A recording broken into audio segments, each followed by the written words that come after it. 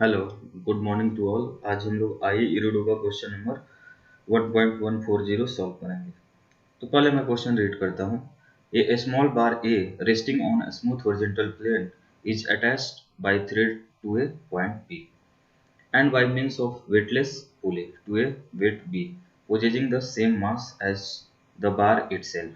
Besides, the bar is also attached to a point O by means of a light non-deformed spring of length L naught equal to 50 cm and a stiffness equal to 5 mg by L naught, where m is the mass of the bar. The thread PA having been wound, the bar starts moving. Find its velocity at the moment when it is breaking off the plane. तो ये हमें question दी गई है। हमारे पास क्या है, दो same masses हैं। आप देख सकते हो इसकी भी मास क्या है, m है, और इसकी भी मास m है। हमारे पास एक आइडियल स्प्रिंग है जिसकी नेचुरल लेंथ हमें दी गई है। कितनी है हमारे पास इसकी नेचुरल लेंथ? तो ये हमें दिया गया है L not equal to 50 centimetre. ऐसा यूनिट में लिख लेता हूँ। ये हमारी कितनी होगी, 0.5 मीटर। ये हमारे पास दी गई है। और क्या दिया गया है, तो स्टिफनेस। जनरली हम लोग स्टिफनेस को K से डिनोट करते हैं, बट यहाँ पे X से दिया गया है तो कोई दिक्कत नहीं है। ये हमारी कितनी है, 5 mg बाई एल नॉट। तो जहाँ ज़रूरत होगी वहाँ पे हम लोग इसको यूज कर लेंगे, कोई दिक्कत नहीं है। अब आप देख सकते हो जैसे हमारा पीए जो हमारी ये स्ट्रिंग है, इसको आप बर्न कर दोगे तो ये क्या होगा, यहाँ से खत्म हो जाएगा। और इस मास पे ग्रेविटेशनल फोर्स लग रहा है, उसके कारण क्या आ जाएगी, स्ट्रिंग में टेंशन आ जाएगा और इस सिस्टम हमारा आगे की तरफ मूव करने लगेगा। तो क्वेश्चन में क्या दिया गया है, तो क्वेश्चन में इन्होंने दिया है कि जब ये आगे जाएंगे, आप देख सकते हो अभी हमारे स्प्रिंग में टेंशन कितनी है, तो अभी हमारे स्प्रिंग में टेंशन 0 होगी क्योंकि नेचुरल लेंथ है तो कोई भी फोर्स नहीं लगा रहा। लेकिन जैसे जैसे आगे जाएगी आप देख सकते हो हमारा स्प्रिंग इलोंगेट होता जाएगा, यानी डिफॉर्मेशन आ जाएगा हमारे स्प्रिंग में। और स्प्रिंग में जैसे डिफॉर्मेशन आएगा यानी इलोंगेट होगी तो इसमें क्या आ जाएगा, टेंशन आएगा। और टेंशन आएगा तो हमारे ब्लॉक को क्या करेगा, ऊपर की तरफ लिफ्ट करने की कोशिश करेगा। तो हम क्या करते हैं, एक रफली बना लेते हैं कि जब ये हमारा ब्लॉक मूव करेगा तो एक इस तरह से मैंने ले लिया, डॉटेड लाइन ले लिया, और ये हमारी ओ पॉइंट हो गई। और ये हमारी क्या है, ए पॉइंट थी। कुछ टाइम के बाद ये पॉइंट क्या होगा, आगे मूव कर जाएगी इस तरीके से। तो सपोज दैट हमारी ब्लॉक जो थी वो ब्लॉक कितना डिस्टेंस आगे ट्रेवल कर गई, तो सपोज दैट ये डिस्टेंस आगे ट्रेवल कर गई। तो आप देख सकते हैं हमारी जो एल नॉट लेंथ दी गई है ए, वो ए जो यहाँ पे था, अब वो ए डैश यहाँ पे लिख सकते हैं बट जरूरत नहीं है। और एंगल कितनी हो गई, थीटा हो गई। तो हमारा लेंथ इंक्रीज हो चुका है, यानी हमारी स्प्रिंग क्या हो गई, इलोंगेट हो गई। तो इलोंगेट हो गई तो ऑब्वियस सी बात है क्या हो जाएगा, स्प्रिंग फोर्स लगने लगेगा। स्प्रिंग फोर्स की डायरेक्शन किधर होगी, तो स्प्रिंग फोर्स की डायरेक्शन हमारी कुछ इस तरह से होगी। तो ये मैं दिखा ले रहा हूँ। देख सकते हो ये एंगल अगर हमारी थीटा है, ये 90 डिग्री है, तो ये एंगल 90 माइनस थीटा, तो वर्टिकल से ये हमारी कितनी आ जाएगी, थीटा एंगल आ जाएगी। आप देख सकते हो कितना अभी लेंथ हो चुका होगा स्प्रिंग का। तो आप स्प्रिंग का लेंथ निकालोगे तो पाइथागोरस हम लगा सकते हैं। कितना आएगा, L not square plus a square. कितना आगे हमारी ब्लॉक डिस्प्लेस हुई है, तो ये डिस्टेंस सपोज दैट हमारी ब्लॉक आगे डिस्प्लेस हुई है। तो हमारे पास जो स्प्रिंग फोर्स आएगा, यानी यहाँ पे मैं टी से दिखा रहा हूँ स्प्रिंग फोर्स को, तो टेंशन हमारी कितनी आएगी, तो आप कहोगे सर टेंशन जो आएगी ऑब्वियस सी बात है के इंटू डिफॉर्मेशन लेंथ, यानी जितना भी नेचुरल लेंथ से इलोंगेट हुआ होगा या जितना भी कंप्रेस होता है उतना ही हमारी फोर्स आती है। तो अगर मैं फ्री बॉडी डायग्राम बनाता हूँ इस ब्लॉक का, तो एम मास है हमारे पास, क्या क्या लगेंगे, तो आप कहोगे सर टेंशन लग रही है स्प्रिंग के कारण, टी कितना होगा, तो जो भी होगा उसको हम लोग बाद में लिख लेंगे, पहले इसका देखते हैं। तो ये हमारी थीटा एंगल बन रही है। तो आप देखोगे कि वर्टिकल कंपोनेंट हमारी कितनी होगी, टी कॉस थीटा, और हॉरिजॉन्टल कंपोनेंट कितनी आ जाएगी, टी साइन थीटा। कितनी आ जाएगी, टी साइन थीटा आ जाएगी। और क्या आएगा, तो आप कहोगे सर सेल्फ वेट आएगा। और एक क्या आएगी हमारी, तो ग्राउंड इस पे नॉर्मल भी लगा रहा होगा। तो हम नॉर्मल की बात जीरो कर देते हैं। क्यों नॉर्मल जीरो कर रहे हैं, क्योंकि जस्ट लिफ्ट कर रहा है उस टाइम की बात की है। यानी हमारी जो स्प्रिंग फोर्स का कंपोनेंट आया है टी कॉस थीटा, उसने बिल्कुल किसको बैलेंस कर दिया, एम जी को, तभी हमारी नॉर्मल क्या होगी, जीरो होगी। तो यहाँ से हमारे पास फर्स्ट इक्वेशन आएगी T cos theta equal to m g. क्या आएगी, T cos theta equal to m g आएगी। ये हमारी फर्स्ट इक्वेशन। अब रही बात सर टी हम कैसे फाइंड करेंगे, टी फाइंड करने का क्या तरीका होगा? तो आप कहोगे ऑब्वियस ही बात है, टी फाइंड करने का तरीका होगा ये जितना हमारा डिफॉर्मेशन हुआ है, यानी इलोंगेशन इन द स्प्रिंग, वो क्या होगी हमारी, तो जो भी इलोंगेटेड लेंथ है हमारा, यानी L not square plus a square minus natural length कर दोगे एल नॉट, तो ये हमारे पास आ जाएगी डिफॉर्मेशन वाली लेंथ।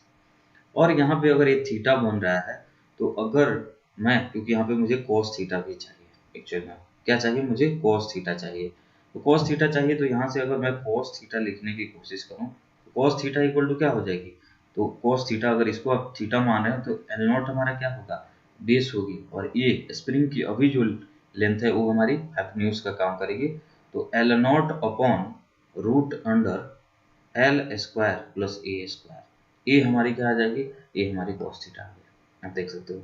अब क्या करोगे, तो सर टेंशन भी हमें चाहिए, तो टेंशन क्या होगी, ऑब्वियस सी बात है, जो भी हमारी स्टिफनेस है, स्टिफनेस इनटू डिफॉर्मेशन लेंथ, तो आप कहोगे स्टिफनेस कितनी हमारी, जो स्टिफनेस हमारी दी गई है 5 mg बाई एल नॉट, जैसे ज़रूरत होगा वैसे हम लोग रख लेंगे, तो ये हमारी एक्स आ गई, यानी स्टिफनेस आ गई, उसमें किससे मल्टीप्लाई करोगे, डिफॉर्मेशन से, root under L square plus a square minus L not, ये हमारी डिफॉर्मेशन, तो ये हमारे पास क्या आ गया, टेंशन ऑफ द स्प्रिंग आ गया। अब मैं क्या करूंगा, ये जो फर्स्ट इक्वेशन है यहाँ पे हम लोग पुट कर लेते हैं, पुट करेंगे तो हमें क्या मिल जाएगी, वैल्यू मिल जाएगी, कुछ क्या मिल जाएगा, ए मिल जाएगा, थीटा की वैल्यू मिल जाएगी, ये सब मिल जाएंगे।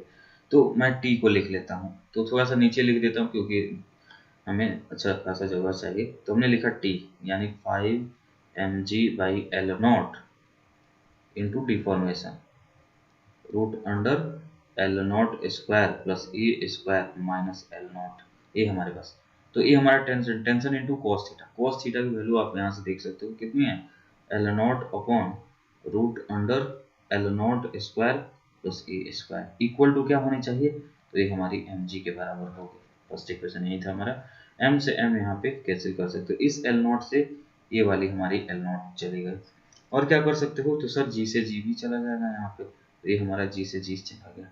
अब आप जब रीअरेंज करोगे तो इस root under L not plus a square को मैं राइट साइड ले जाता हूँ, बाकी को देखोगे तो 5 रूट अंडर क्या हो जाएगा, L not square plus a square minus 5 L not equal to क्या हो जाएगी, root under L not square plus a square, ये हमारे पास आ गई। रीअरेंज करेंगे, अगर इसको हम इधर लाएंगे लेफ्ट साइड में, तो ये हमारा हो जाएगा 4 root under L not square plus a square equal to क्या हो जाएगी, 5 एल नॉट आ जाएगी, और एल नॉट की वैल्यू दी गई है, आप देख सकते हो, यहाँ से सॉल्व करेंगे तो हमारे पास क्या आ जाएगी, ए की वैल्यू आएगी, दोनों साइड स्क्वायर कर लेते हैं, तो ये हो जाएगा 16 L not square plus 16 a square equal to क्या हो जाएगा, 25 एल नॉट का स्क्वायर, और इसको जब आप सॉल्व करोगे तो ये हो जाएगा ए इक्वल टू हमारे पास क्या आ जाएगी, ए इक्वल टू 25 माइनस 9 हो जाएगा, 9/16, और स्क्वायर रूट लोगे तो 3/4 एल नॉट, तो हमारे पास क्या आ गई, ए आ गई, यानी हॉरिजॉन्टल डायरेक्शन में जितना भी मूव किया होगा वो हमारे पास ए आ गई। अब आगे की सिचुएशन हम लोग देखते हैं, मुझे क्या क्या चाहिए, तो ए हमारे पास आ चुकी है, और डिफॉर्मेशन लेंथ भी हमें चाहिए। एक चीज और मैं यहाँ पे क्लियर कर देना चाहता हूँ, जब हमारी ब्लॉक आगे बढ़ेगी हॉरिजॉन्टल डायरेक्शन में, क्योंकि अभी वो लिफ्ट नहीं हुआ है यहाँ से हॉरिजॉन्टल से, तो ये नीचे जाएगा, और ये जितना स्ट्रिंग यहाँ से स्लैग होगी, ऑब्वियस बात है ये वाली ब्लॉक हमारी जितना स्ट्रिंग को स्लैग करेगी उतना ही से ये भाई साहब क्या होंगे, नीचे जाएंगे।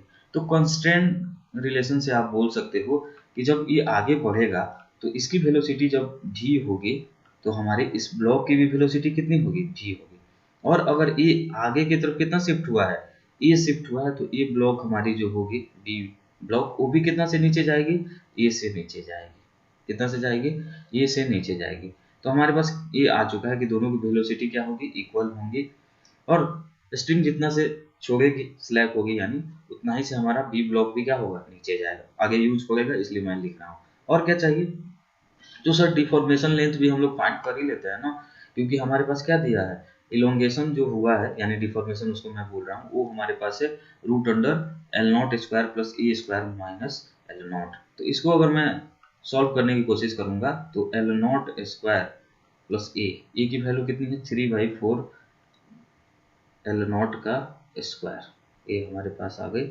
Minus L not.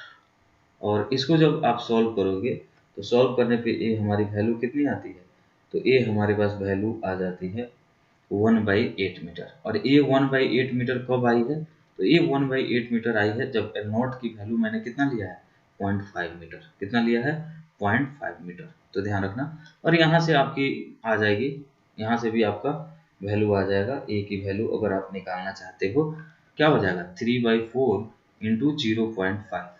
आप यहाँ से आप देख सकते हो 0.5, तो ये हमारे पास 10 आ जाएगा, 5 से 2 यानी 3/8 मीटर हमारी ए की भी वैल्यू आ जाएगी। इसकी हमें ज़रूरत पड़ेगी इसलिए हमने निकाल लिया।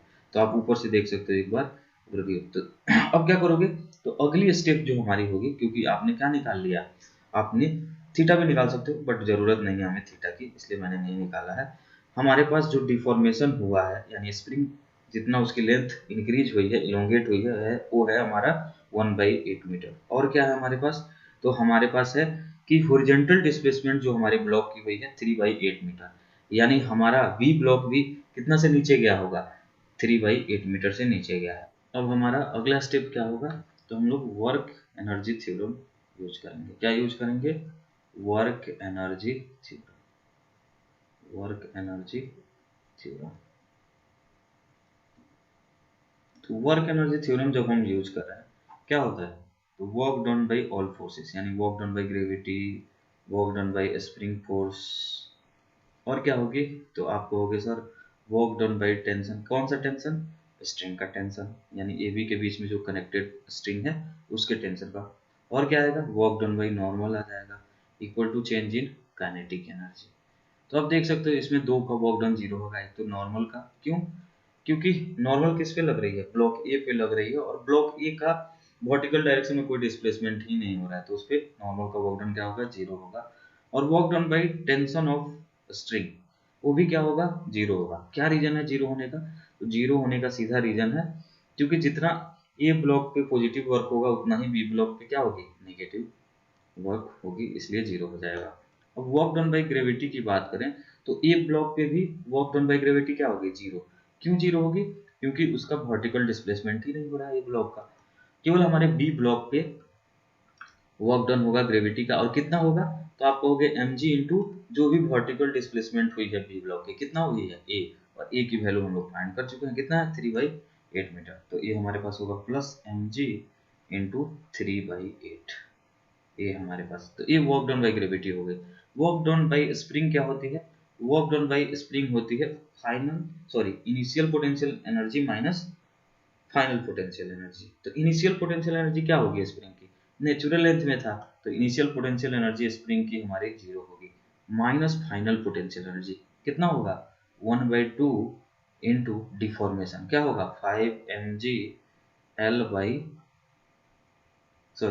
mg बाई एल नॉट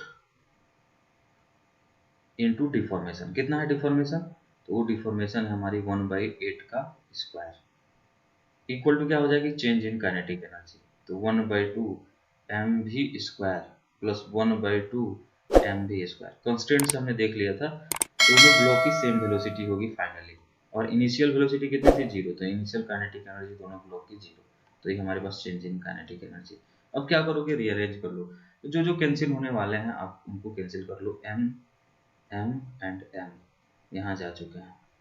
आप देख सकते हो फाइनली हमारे पास क्या आएगी, तो यहाँ पे हो जाएगी 3g/8, ये हमारे पास आ गई, माइनस यहाँ पे कितना आ जाएगा, तो आप देख सकते हो एल नॉट की वैल्यू भी मैं रख देता हूँ, तो 5g/2 इंटू 0.5, और यहाँ से हमारे पास क्या आ जाएगी 1/8 का स्क्वायर, यानी नीचे में आएगा 64, ये हमारे पास आ गया इक्वल टू क्या आ जाएगा v²/2 प्लस v²/2, तो v² डायरेक्टली हमारे पास आ गई।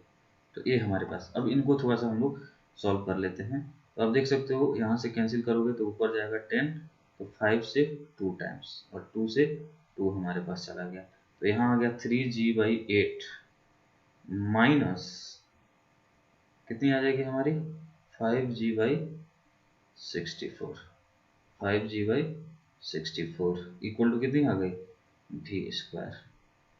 तो जब यहाँ पे आप सॉल्व करोगे फाइनली 3g/8 माइनस 5g, और यहाँ से हमारा गया था 10, ठीक है। तो 5g/64 कितना आ रहा है, 5g/64, और यहाँ पे 3g। एलसीएम लोगे तो कितना लोगे, ऑब्वियसली बात है 64, तो 8 टाइम्स 8 इंटू 3 कितना होगा 24g माइनस 5g ये हमारे पास इक्वल टू क्या आ जाएगी, v स्क्वायर हमारे पास आ जाएगी। तो फाइनली हम देख सकते हैं कि v की जो वैल्यू आ जाएगी हमारे पास, वो हमारे पास कितनी आएगी, 24g माइनस 5g क्या होगा 19g। तो रूट अंडर 19g/64। g की वैल्यू जनरली हम लोग कितना लेते हैं, तो वो लेते हैं 10 मीटर पर सेकंड स्क्वायर, उसी को मैं रखता हूँ। जब उसको रखोगे और सॉल्व करोगे तो वैल्यू हमारे पास कितनी आ जाएगी, 1.72 मीटर पर सेकेंड। ये हमारी दोनों ब्लॉक की वेलोसिटी होगी जब हमारा ये ब्लॉक क्या हो रहा होगा, जस्ट लिफ्ट हो रहा होगा, यानी ये ब्लॉक और जो सरफेस है हमारी उसके बीच में नॉर्मल 0 हुआ होगा। तो ये हमारा आंसर